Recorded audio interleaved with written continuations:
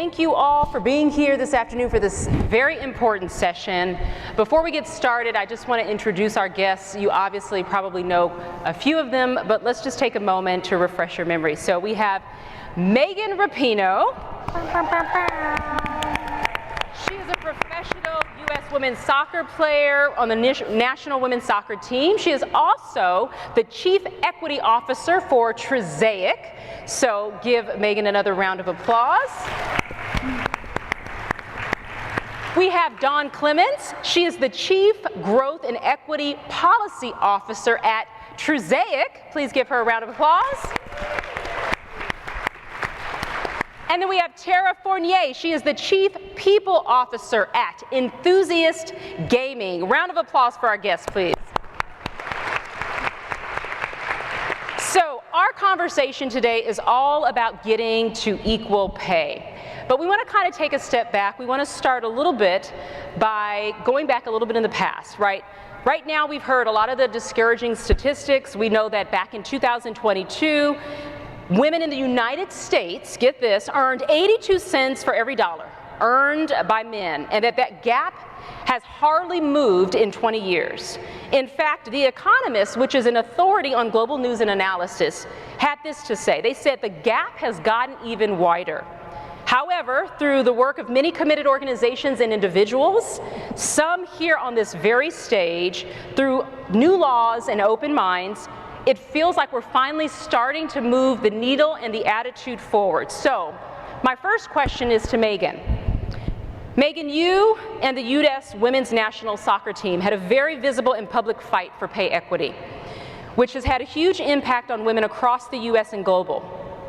Do you remember that moment when it first resonated with you that this was a battle that you and your teammates had to take on? Can you talk about that? I was probably sitting coach somewhere. That's probably where it happened originally.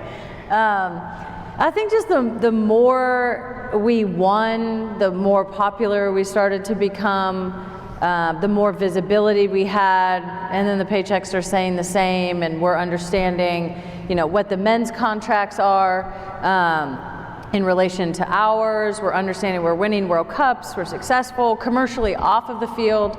Individually, we're all doing much better, more sponsorships, more dollars, more media attention, all of that. The math wasn't mathing, as the kids would say. So I think it was like 2015, 16, kind of after we won that World Cup in 2015, heading into the Olympics in 2016, we became more organized as a group. We got our union really going. Our Players Association just became more organized internally. I think from that moment on, it was like, yeah, no, this isn't good, and this is something that they're obviously not going to do on their own, and not something that they're willing to put forward or even really wanting to have the conversation about, them being the federation.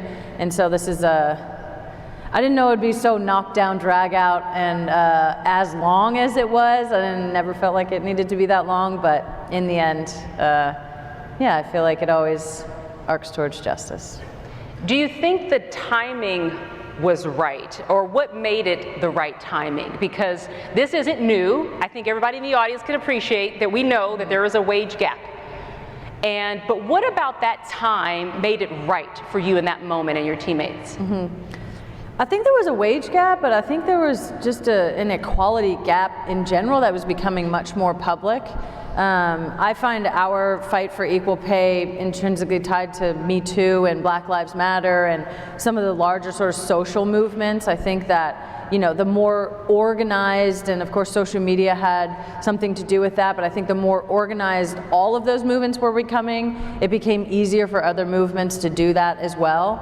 And in terms of timing, we were just winning everything all the time. So it felt like the right time. It was like winning World Cups. Yes, they were. Yeah, winning games, being successful off of the field individually.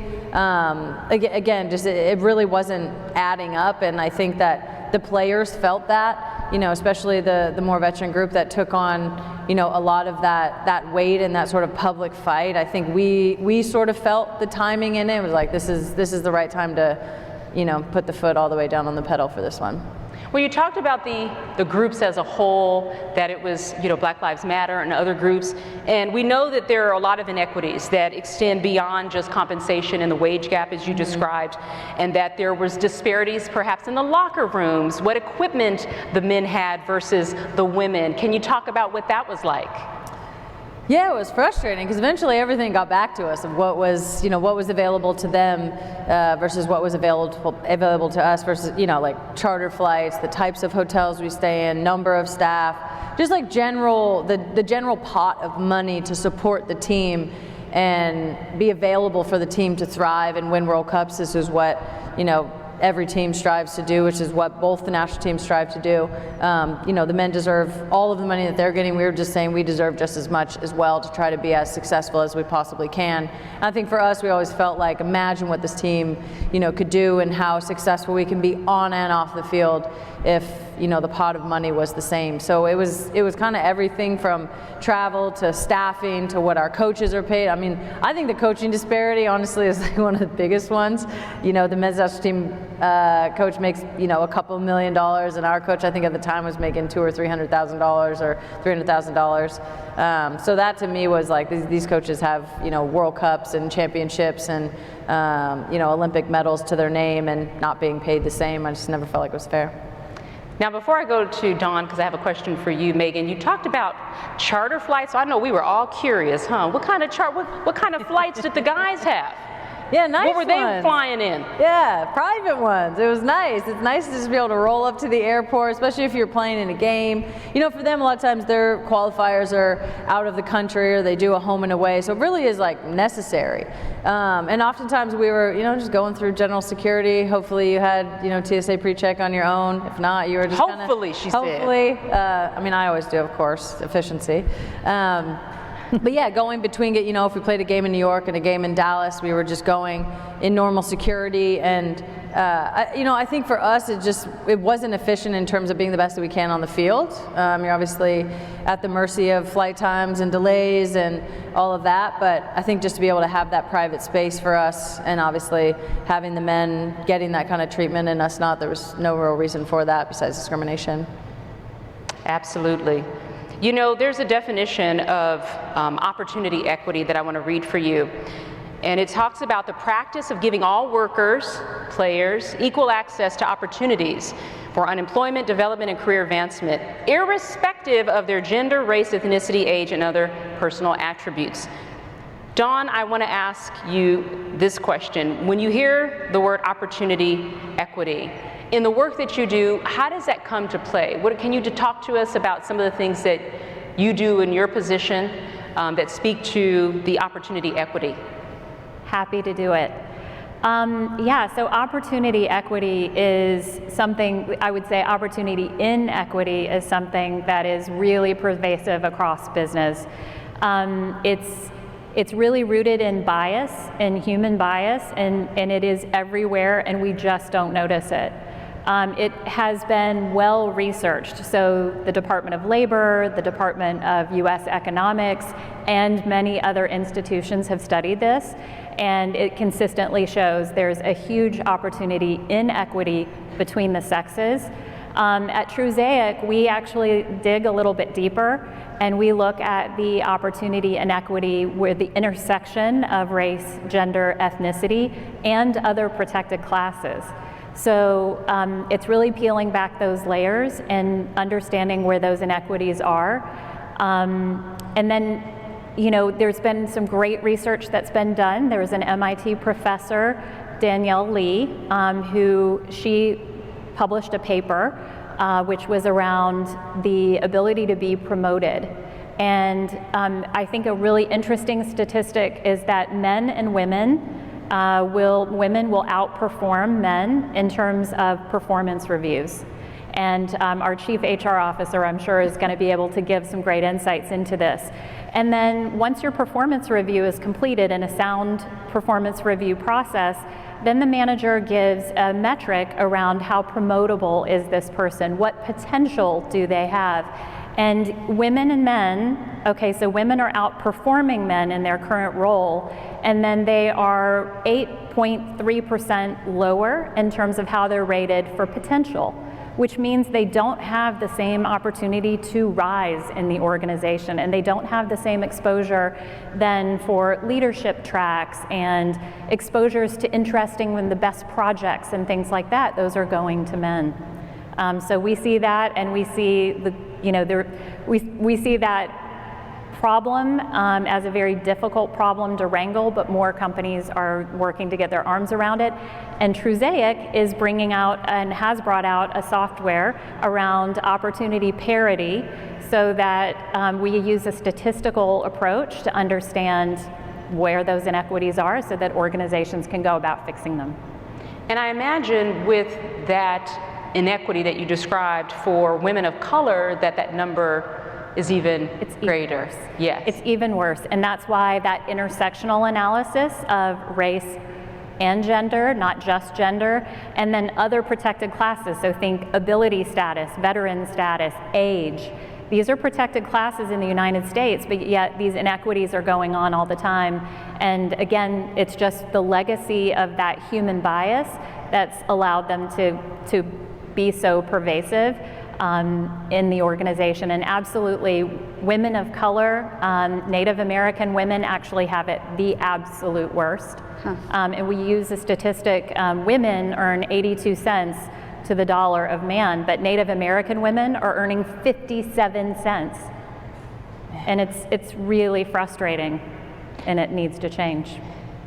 What you're saying rings true, I think, to a lot of people in the audience who have come through a time where they've seen, again, this very slow pace of moving the needle to a better place when it comes to pay equity. So I think hearing what your Trusaic is doing is refreshing, and is probably sparking some curiosity with individuals around that. Tara, we talk about the roots of pay inequity, as Dawn just described. They run very deep. There are a lot of consequences, I would hopefully imagine, with equity gaps, and I hope through your work, maybe, we're helping organizations recognize that. There was another Forbes article that had this statistic, and it talked about that 63% of job seekers, so these are people that are looking for work. Remember, we just had the Great Resignation, but as they're looking for work, they now say that pay rates and salary are among the most important decision-making factors when considering a new role. And roughly 1/3 say they won't even attend a job interview without knowing the salary details. So we're seeing an impact and implication and consequences related to talent being in the workforce. So I want to know from you, Tara, as you've been recognized as a California equal pay champion, we talk about different laws to reduce pay equity. The Equal Pay Act was passed in 1960. 42 states now have pay equity laws on the books. California has some of the strongest pay laws and things like that. Talk to us about what it means for you and your company to take this Trusaic pledge that you described to me backstage. So let's talk about that. Yeah, I'm really excited about that. For those of you that don't know, I just started a brand new job last week, and I'm very excited. What we're working on doing is making sure that women have opportunities, not just in the workplace for pay equity and all that, but that they have equal opportunities to do things like playing games and recognizing and all of those things. And there's a lot of work to be done. And I think taking the pledge is the first step for my new company and I to look forward and do that full compensation analysis, understand who are our people that we have today, where are we, what are our gaps, I'm so excited about Trusaic, by the way. We'll talk after because I need to do this. You guys need to do this. To learn that and to see where we are, get our baseline, and then we can figure out how do we educate our managers on how to look at performance and potential. How do we educate our C-suite on how to look at that and why it's so important and critical to be having equal pay for equal work, making sure there's pay bands that are in place, so it's not looking at the soul, but looking at the role, right? What is the role? What is the work that's going to be done? And there should be, this is what you pay for that, regardless of what you look like, where you come from, how old you are, what gender you are. It shouldn't matter. We need somebody to do this work, and this is how much we pay for this work. And let's just tell our audience, when we talk about this pledge, which is the Equal Pay Pledge, let me tell everybody what this requires the audience or the individual to do. So it requires employers to conduct an annual company-wide gender pay analysis. So again, you talked about, Tara, education and information. It also requires companies to review hiring and promotion practices, procedures and processes to reduce unconscious bias and structural barriers, and it requires employers to promote best practices that will close the pay gap to ensure fundamental equity for all workers. So this is the pledge that you and your company took. Yes. What were some of the challenges, Tara, that you faced, and what were some of the differences you've seen in kind of maybe doing things differently as you've taken this pledge, or how you've been able to move things forward? What are some of the challenges? Sure. I think, well, for me, again, I told you, just starting the new role, and I have a CEO that's very, very supportive. I've been in HR for 20 plus years, and I can't say that that's been the case all the way through my history, and I'm sure many of you out there have the same thing where you feel a certain way, but your executives don't. And so it's trying to educate them. That has been a challenge, and I think that's really the biggest piece, is how do you speak to your C-level and get them on board and get them to understand the impact, what is bias, training the managers, training everybody to understand, because this should be, workplace should be for everybody, and they should all be getting the same. Charter flights, for sure. So can you speak to that, Dawn? How would you have a conversation with the CEO? We've educated, or we're in the process of educating. What would you do in that situation? What would be some good best practices? Absolutely. I think you start with the business case. There is an incredible business case, a well-established business case for diversity, equity, inclusion, and belonging. Organizations know this. That's why most probably of your organizations have a chief diversity officer, or it's a function that lives in the C-suite for HR. And it's taking that business case and saying, we have these inequities that are happening both in pay and in opportunity, and this is a headwind that is undermining our own investments in our people. So it's about kind of the moral side of things, which is it is about doing the right thing, but it is also about doing what is right for business.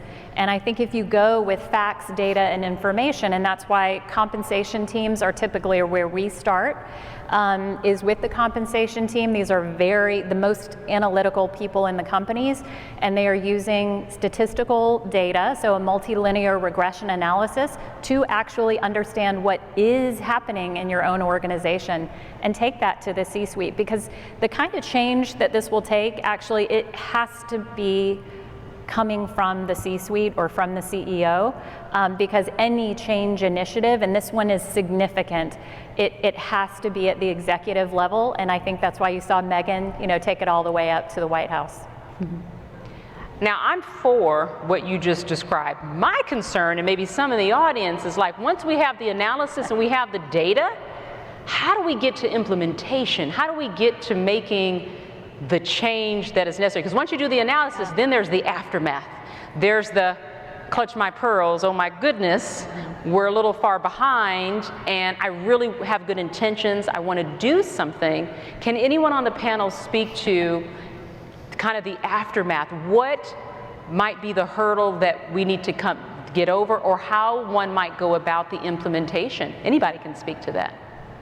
I can probably speak. I know you're all looking at the HR person in the room. I would say the first thing you look at is the disparity. How far apart are you? Is it 82 cents to the dollar, or is it, like you said, 57 cents to the dollar? What is that? And then have a plan to how you're going to do. It might have to be done incrementally, right? Because you can't just put all the money out in the same spot. The CEO will never say yes to that, you guys. But having a plan on how you're going to get to that, looking at pay bands, looking at titles, looking at job descriptions, and maybe you have to reimagine the job descriptions, look at what they're doing, the work that's being done, and make that track towards finding that equal. Go ahead, Dawn. Well, I could just add, we get asked this question every single day, really, from the Fortune 500.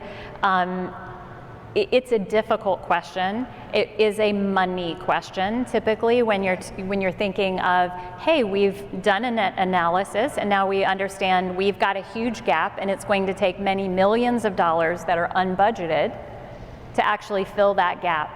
So the very first thing I would tell anyone in this room, and I tell people every single day, is doing nothing is not the right answer, because that seems like a big problem and no one wants to go, hey, we've got a big money issue here.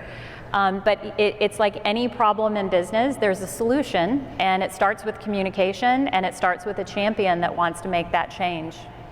And it may not be an easy solution for some, but it's the right decision for everyone. It absolutely is, and once that sort of bubble is overcome, so you pay down your pay gaps, then going forward, it's about having a system in place so that you can understand what is an equitable pay from the beginning. So when you are hiring a candidate, you know with certainty that this person coming into your organization is receiving equitable pay, so then you have a more healthy, more thriving organization, and all those diversity, equity, inclusion initiatives can really, strengthen the organization like they should. That deserves a round of applause. So Megan, in your role, I imagine there's a lot of companies that look to you maybe for brand opportunities, and I'm curious, does that play a part in maybe who you choose to work with? Because I have some statistics for you. Here's the thing: 5% of companies believe or say they have a comprehensive pay equity program and excel at it. Keyword excel. They may have it, but do they excel? Yet 71% believe pay equity is core to their brand. And so we think of, companies and their brand. I'm going to ask you a question, Megan. Is that, and I think I know the answer, but how important is that in who you choose to partner with, or companies that seek you out, or companies that you desire to work with? How do you determine whether or not that's a company that you want to partner with, and how important is that to you? Yeah, I think they're not just their stance, because of course nobody's like, yeah, awesome, we're discriminators, we're just going to keep doing that. But everybody does, right? Everybody has a racial pay gap, and they have a gender pay gap, and none of these companies are perfect. But what are they actually doing? I think that's important. It's not just their sort of track record externally or what they're saying on their social media, but digging a little deeper and understand what they're actually doing. And then obviously getting the chance to partner with a company that's actually doing pay equity work. We're taking this software and trying to get other partners to use it as well. I think that's the most frustrating. I'm sure you guys are beyond frustrated. It's like there are solutions. We can, we literally put someone on the moon. We can get all the way up there. We can figure out how to close a little gap. And it takes will. It takes a desire to do that from the people who are in the decision-making point, or in the decision-making offices and in those positions. So I think for me, I'm really lucky, at this stage in my career, I can be a little bit more picky or have more say in who I want to work with. And, it's not just, my brand or my stance or my morals that I want to be able to put on that company. But, if I'm going to be an ambassador to something, I don't want to be selling something that's not very good or something that I don't believe in. So that's definitely something that we think about all the time. Where is this actually positioned? What is this saying? It's kind of just not worth it to me to do something that isn't in some way, shape, or form trying to affect the world in a positive way. And there's many different ways that we can do that. So that's something that I'm always thinking about and always trying to put to the forefront of my partnerships. So spill the tea, Megan. Which companies, which brands do we know that are to the left of this, that could need a little bit more opportunity, need to practice opportunity equity? Can you spill the tea? Yeah, probably everyone on their subscriber list. Okay. So Dawn, I need to ask you, and I'll ask it a different way to maintain the privacy, but in your role, how important is, with companies that come to you, in terms of brand or partnerships? Because even as a company, you may have partnerships with people, Megan being one. How important is it for you, and how do you determine who's the right company or partner to have, and what kind of questions might you ask? Great question. I definitely think mission alignment is so important in everything that we do. This world is filled with so many choices and opportunities for partnership in the business world especially. So it is understanding and asking those questions. What are your pay equity practices? How are you looking at opportunity equity for your people? What are your people policies and practices? And really look for, is there an institutionalized way inside of the company that pay equity is being taken care of and looked after? Because it's out of neglect that this problem has risen to where it is. And it's not new, it's so not new. So not new and so old. Tara, what would you say to that? Same question. Yeah, I think that you're right, that's a problem. And I think too, I was thinking about what you were saying, Megan, about who you choose to work with. And I think that's the same for employees too. Right now, and more than ever, employees want to work for companies that are doing things to embrace diversity, equity, belonging, inclusion, all these things. And companies that don't do it are going to be left behind from a talent perspective as well. And I think that's important to think about as well. That is your brand as an employer. And so I think, just as much as we're choosing employees to come work for us, the tables have turned and talent is looking for where they want to put their hat and put their brand around too. So I think this is not only mission critical for employers, but I think employees are looking for that, and you won't get the best talent if you're not looking after these things. And those are some of the consequences we talked about. So you could be missing out potentially on talent if you are not making this a priority, because we read those statistics earlier and we showed that a certain percentage of individuals when they go to interviews now, that's a question that they're asking, and they're using that and basing their decisions to work or apply at a particular job. So this is something that's on the forefront. Here's another statistic that I thought was interesting. It says pay equity is found to be 13 times more important in employee retention. So we're talking about retaining. So one thing is getting them in the door. So they're interviewing, you want to get them in the door, and they're going to ask you some questions. What's your pay equity? What's your policy? What's your practice? So now maybe we've passed that test initially, but now it's talking about retention. So it's more important in employee retention than level of pay. And it says once people feel a situation is not fair, they question everything about their workplace. So it's not just the one thing. Maybe it's salary, or maybe it's something that they may see as small, but then they begin to question everything, even the things that are working well.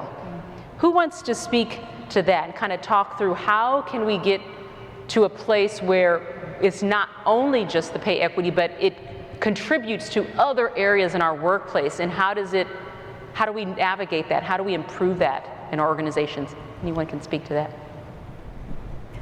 Me, you?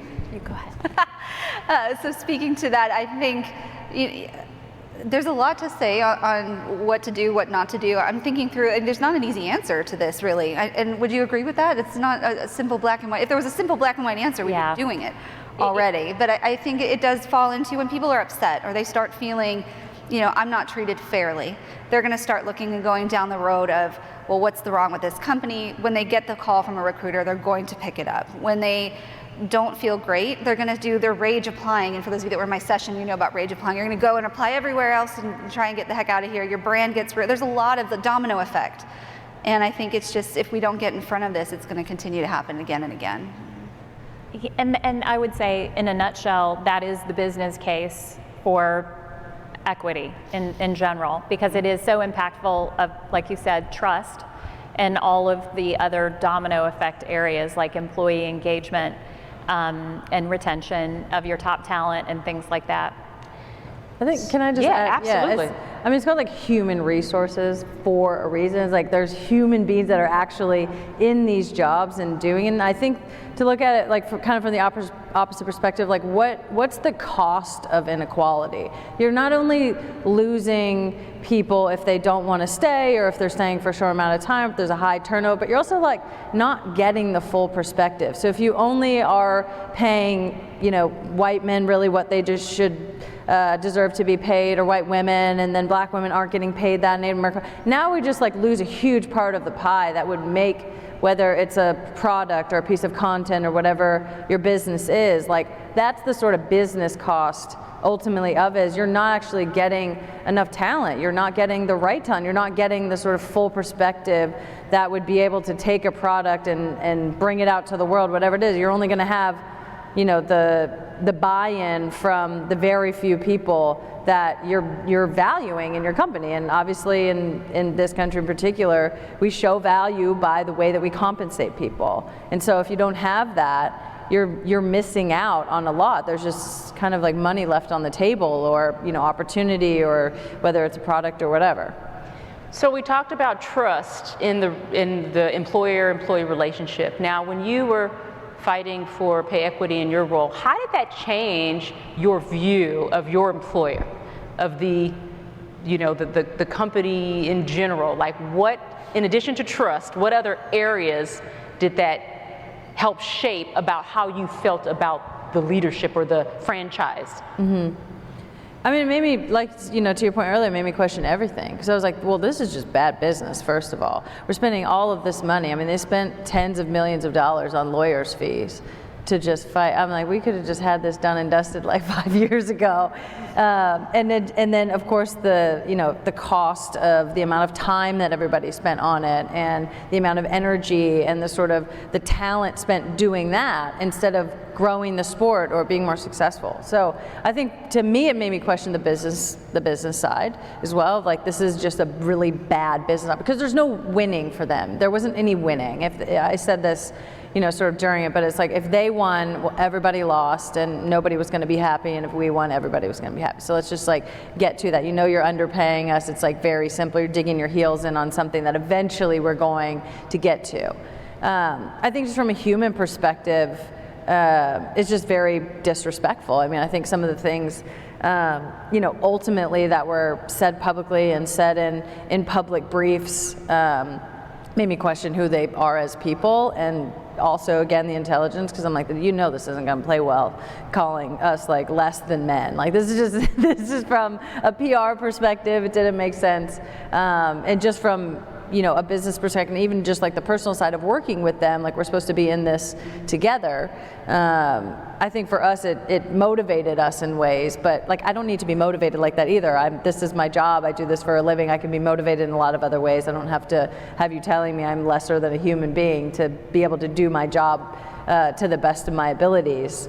I think those were some of the main things, but I think just kind of to your point earlier, you kind of start to question everything, and then you have a bad business relationship with them. You have a bad relationship, and it's taken a long time, and I think we're still in the process under this new collective bargaining agreement of rebuilding that relationship, rebuilding that trust, and rebuilding the ability to actually work together instead of fighting against each other. I always said that about the men's and the women's programs. I was like, you guys, we're the labor force. Like, they're the employer, we're the employee. So it'd be much more beneficial if we teamed up. So mending that relationship.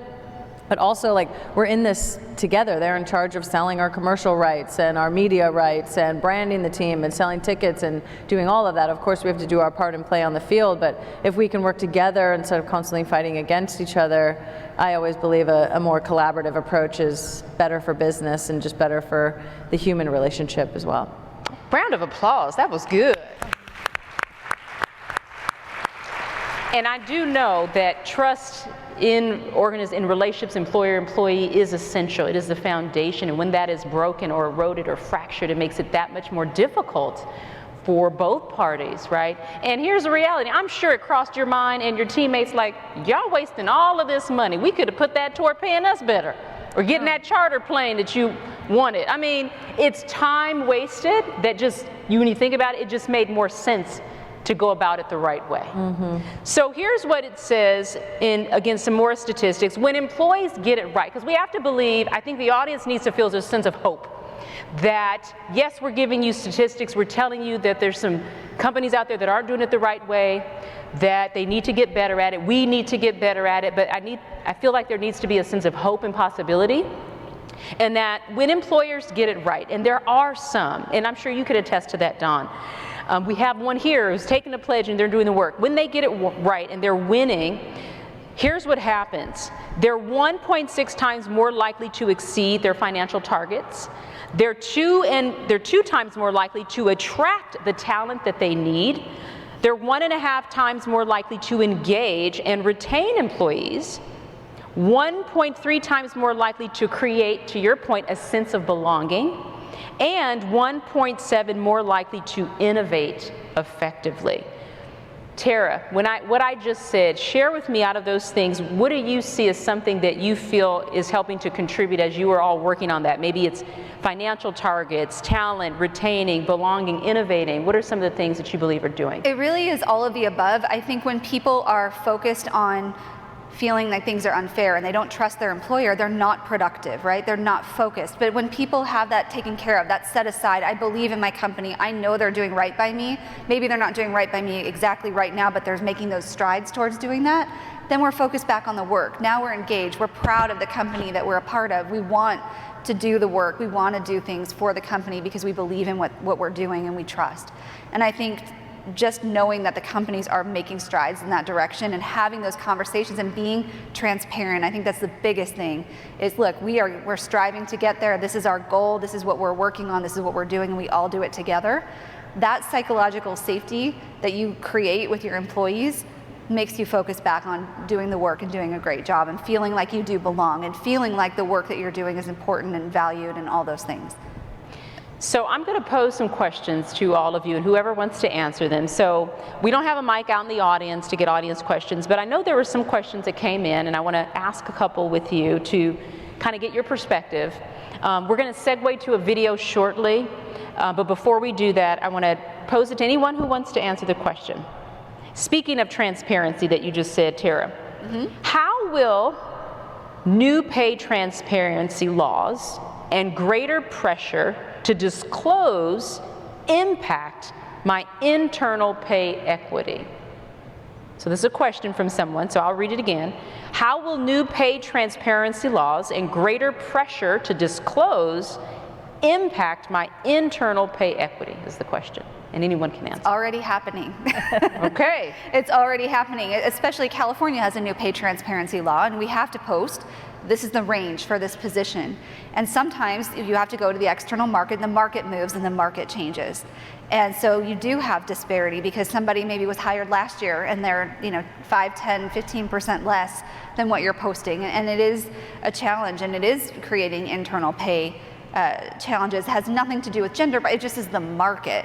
And so I think there's something that needs to be done where you have a plan as a business, and how are you going to address that? And generally speaking, what I have done in the past is you have to hire the talent at the price of the talent, but you have to have a plan on how you're going to make that up with the internal team, and have a plan, do external benchmarking, do internal benchmarking, and do it every 6 months. Take a look at it. What is happening? What's changing? How do you need to adjust people? And have a plan. I think the biggest thing I can say is you guys have a plan. Is 6 months realistic?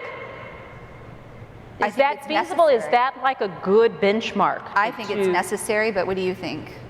So we have clients that are looking at this quarterly. Quarterly. Yes, so I think that's the emerging best practice, is it's looking at it quarterly, especially as we're in a volatile market, so there's wage compression. There is.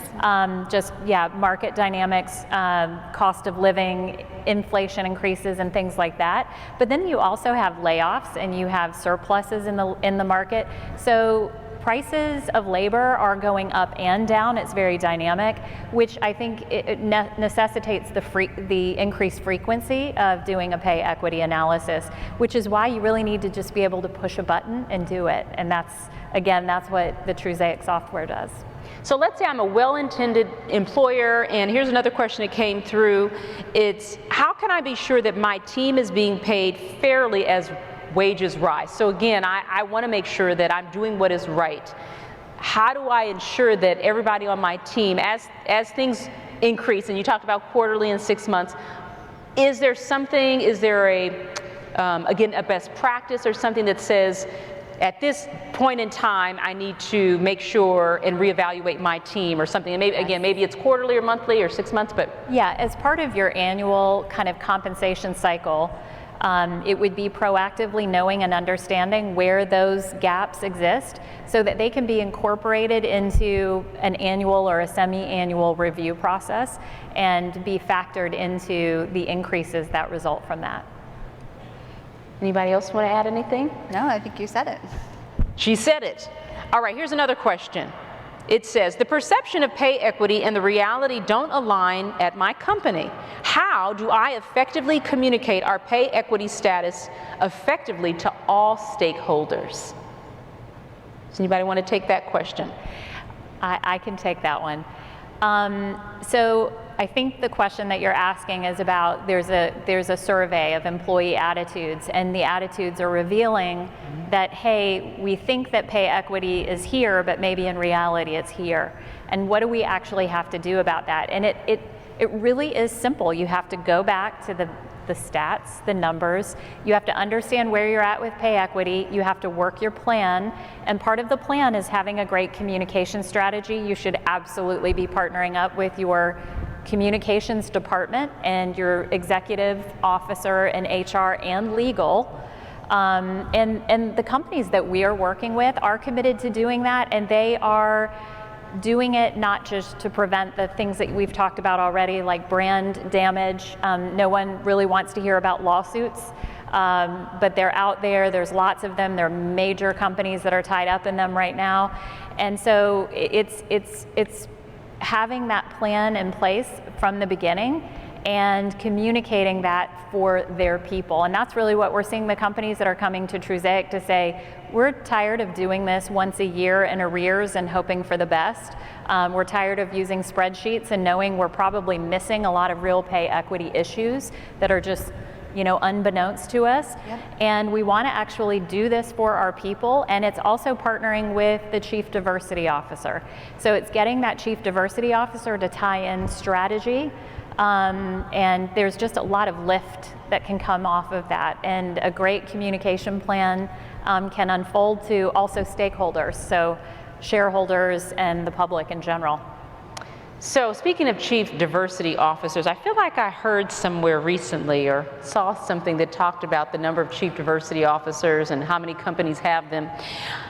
I'm not sure, but we're going to take a look at this clip. Maybe it's in there, maybe I saw it in there, or maybe I saw it somewhere else, but I want to feel like there's not a lot of companies that have those CDOs, and if they do, they may not be operating in the same effective capacity that you described. So I want to take a look at this clip. We're going to run it, and it's a video clip of Megan speaking with a senator, speaking on this very topic. So can you see that clip? I am Megan Rapinoe, Chief Equality Officer for workplace equity technology company Trusaic. And I'm Senator Monique Limon, State Senator in California. According to a Trusaic analysis, in 2020, California women lost $46 billion due to the gender pay gap. Last year, we passed a transformative new pay equity legislation designed to help narrow California's gender and racial wealth gaps. Despite the recent success, more work needs to be done to address and close the wage gap in California. That's why we're here today, to challenge all California businesses to take the Equal Pay Pledge. For every organization that takes the pledge, over the next 8 weeks, Trusaic will contribute $100 to the California Commission on the Status of Women and Girls. Go here to take the pledge.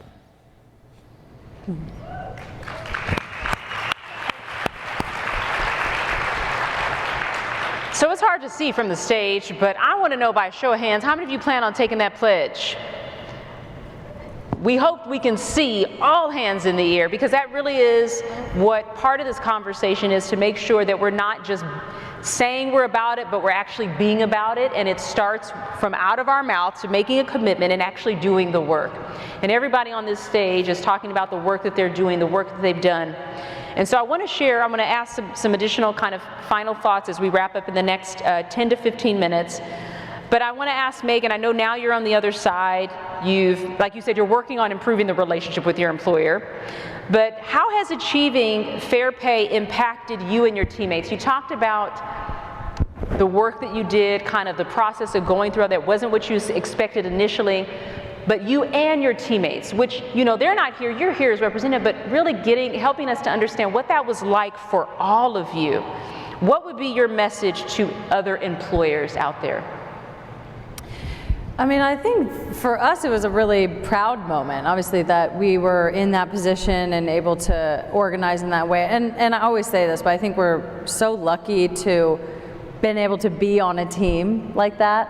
I'm sure there's, you know, employees at companies that feel that, and it's like, what are you doing, staging like a coup in your work office? You know, it's like difficult to rally everyone or, you know, get the message to the higher ups. And so we were lucky to be able to do that. But I feel like very quickly we realized this was something that can be extrapolated to other people. Obviously, we were just fighting our lawsuit. We wish we could do it for everyone, but I think the message and the action was there. And it's life-changing for people. I mean, I didn't start making the money that I am now until a few years ago. Obviously, my younger teammates are going to start when they're 20 and 21 and 22. That's why I always say, even about the settlement, I'm like, you could never pay me back for what you took from me, because it's like 15 years of salary or bonuses or that sort of opportunity cost. But I think just in general, I mean, to your point earlier, it's like you have to have the will, and it has to be this sort of multifaceted approach, from communications to legal to HR to the employees to the C-suite to everybody on board wanting to make this happen. It takes honesty from the employees about where they feel like they're being let down or where they feel like their salary is lower. It takes that will and that drive from the C-suite to implement this across the company. It takes you know, a real sort of dedicated strategy for everyone, really. And I think when companies are putting their best foot forward and making the strides, whether that's, you know, partnering with a company like Trusaic and in, you know, in deed and in word, and the way that they're showing up and they're showing that to their employees, they're going to get more buy-in. They're going to be employees that want to work for the company and do good work for the company and feel valued at the company, and vice versa. So I feel like the sort of, not to be very cliche with the team analogy, but like the teamwork approach really is best. You kind of need everybody putting their best foot forward and making sure that we're tackling this from all angles, because it's a simple problem that is complex in many ways. But I think when you have the will, there are solutions out there, and there are companies like Trusaic that are doing amazing work and making it so much easier for companies to even start the process. And again, doing nothing is the worst possible thing that you can do. It'll only get worse. And so just that first step of starting that and making that commitment and having practices in place that then become sustainable throughout the years. And doing nothing is something, but it's not the something that they should be doing. Yeah, it's not the something you want to be doing. Yes, and you talked about, there's two things. You talked about honesty, and this is for anyone, because you said something about honest feedback, maybe, I think, from employees. And I know in this room, we're full of HR professionals and executives and VPs and C-suites.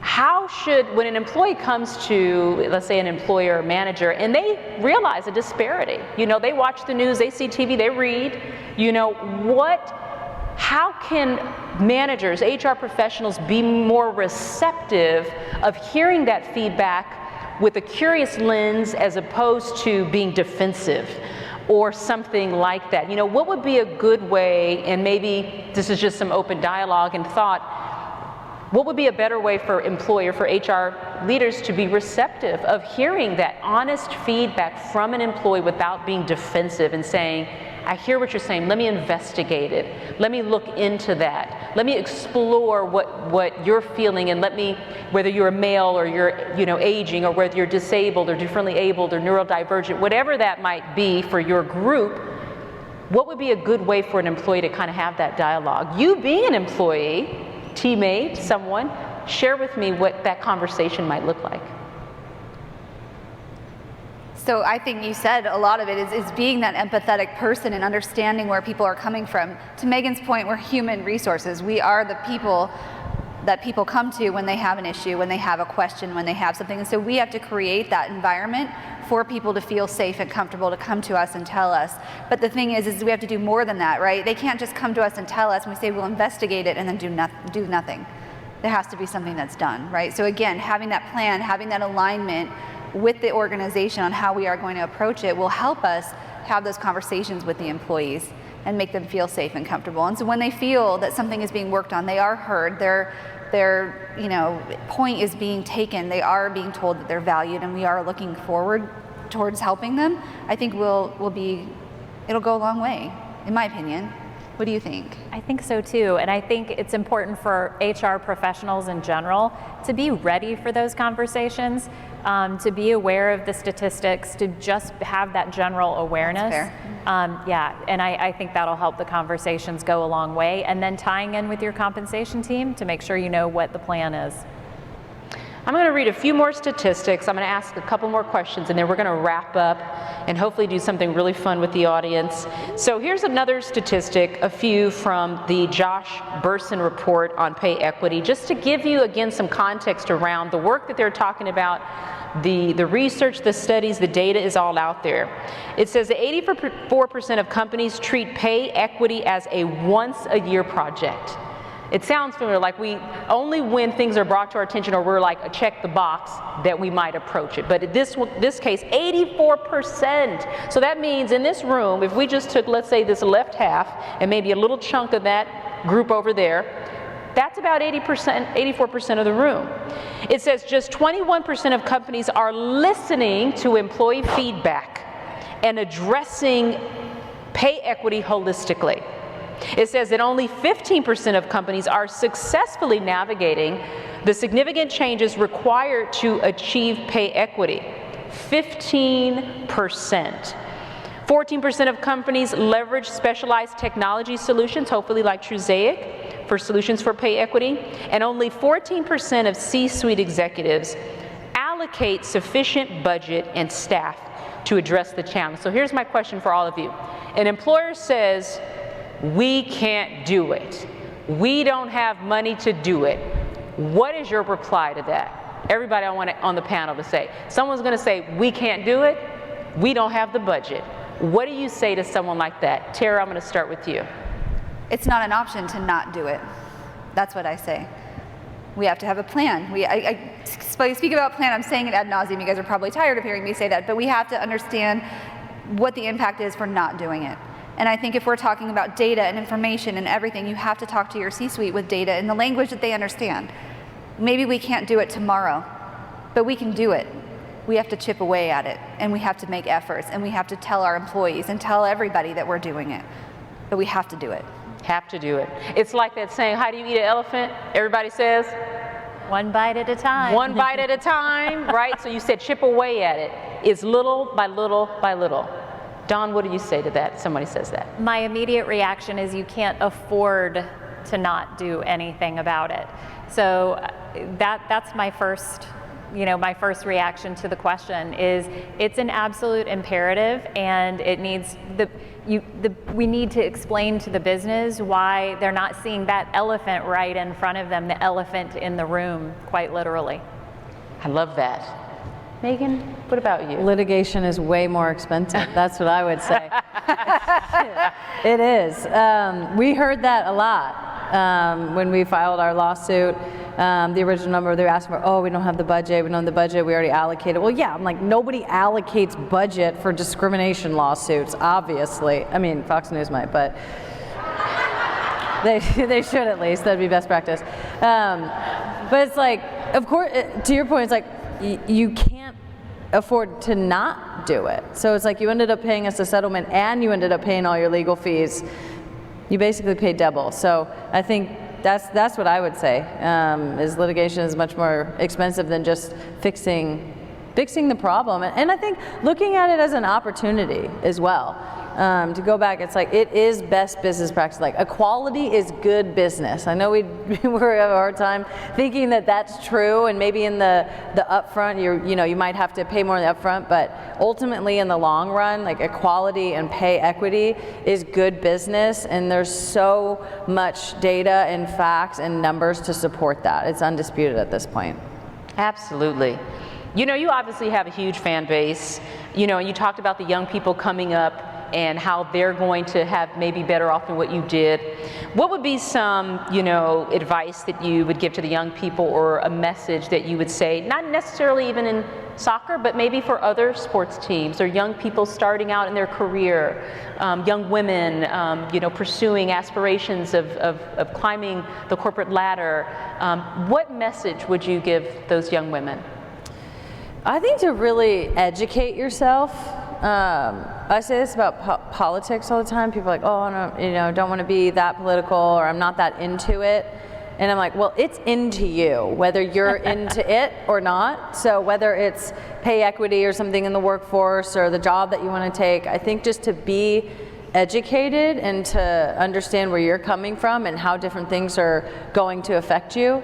Particularly I think when it comes, especially with women and pay equity, like really understanding the forces that you're up against and being really wide-eyed to that, I think is really important, is ultimately going to put you in a better position to be valued and to be compensated fairly and in the way that you deserve at an early age. You're not doing it when you've already lost those 10 years, you've lost those 5 years, you've already sort of put yourself back. Not that it's anyone's fault, but I think to be educated and to have that kind of in your arsenal as you go into maybe it's your first job or you're just out of college, I think would serve you very well in the long run. That word value that you brought into, that knowing your value, I think is really important. And so I'm glad that you shared that. I'm going to ask you both, Dawn and Tara, very briefly, what would you say to the young women again coming up into their career? What advice would you give them? I think it's such a great question, and I think young people have this incredible ability that I certainly didn't have when I was coming out of college, and that was their great consumer mindset. They are so analytical and they can understand so much more than we ever, the internet's definitely helped, but I think young people are such great consumers, and I would say use that consumer skill that you have to understand where you're taking your time and talents and who's going to be investing in you and where are your values aligned.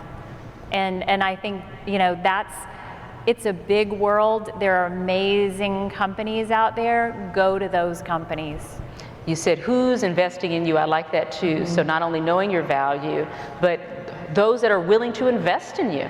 I like looking at it like, how many deposits are people making? Are they making too many withdrawals and they're not depositing? Because we do that in jobs. We ask a lot of our people. We're constantly tapping them and making withdrawals, but how much are we putting back in and depositing? So I like that investment. How about you, Tara? I would say know your value. There's ways to learn that, but also ask, speak up. Do ask for opportunities, go to things like this, educate yourself, continue to climb, have your plan for your development, and make sure you're vocalizing what you want as much as what your employer wants for you. Speak up. Speak up, use your voice, amplify your voice. And sometimes for women, being a woman of color, oftentimes it can look like something else when you speak up. You can be too talkative, too bossy, too aggressive, and sometimes it can hinder people from wanting to speak up. So lean into what you just described and know that your voice is power, and you have to use that, and you have to teach people how to treat you. And I think that's a big part. So I just want to take a moment to thank each one of our guests for being here. I want to thank you all for attending this very poignant conversation. But don't go anywhere just yet, because we want to do something with all of you. And I think Megan, you have something that maybe we want to do? Yeah, you're going to lead us in this? Yeah, we're going to lead us in this thing. So do we want everybody to stand up? Yeah, everybody likes. All right, so we're going to get everybody stand up, because you ate all those carbs for lunch. You ate all those calories, so you're going to work it off a little bit. We're just going to do 300 push-ups. No, I'm kidding. So tell us what we're going to do, Megan, and what this means. I know it's called an equal pay pose. It's an equal pay pose. Yeah, everyone's gonna stretch it out. Kind of feels nice. And don't do a quick step little into sip. your power. Make sure you're smelling fresh. You got your secret on. Just do a little quick Yeah, this sip. could be Don't dangerous. kill your neighbor. Yeah. All right, so keep your arms up. We're gonna take a photo op. This is equal pay. On a count of 3, we're gonna say equal pay. 1, 2, 3. Equal pay. All right, give yourselves a round of applause. Thank you so much for being here. we want to make sure that you continue to enjoy the rest of the day. We have some events going on later tonight. Make sure to check your app or look around in your itinerary. Tonight we are going to be doing the event starting at 7:30 with DJ Noble, and then we have Fits in the Tantrum at 8:30. So make sure you get connected. We want to see you all there. Take care. Another round of applause for him, everyone. Come on, give it up.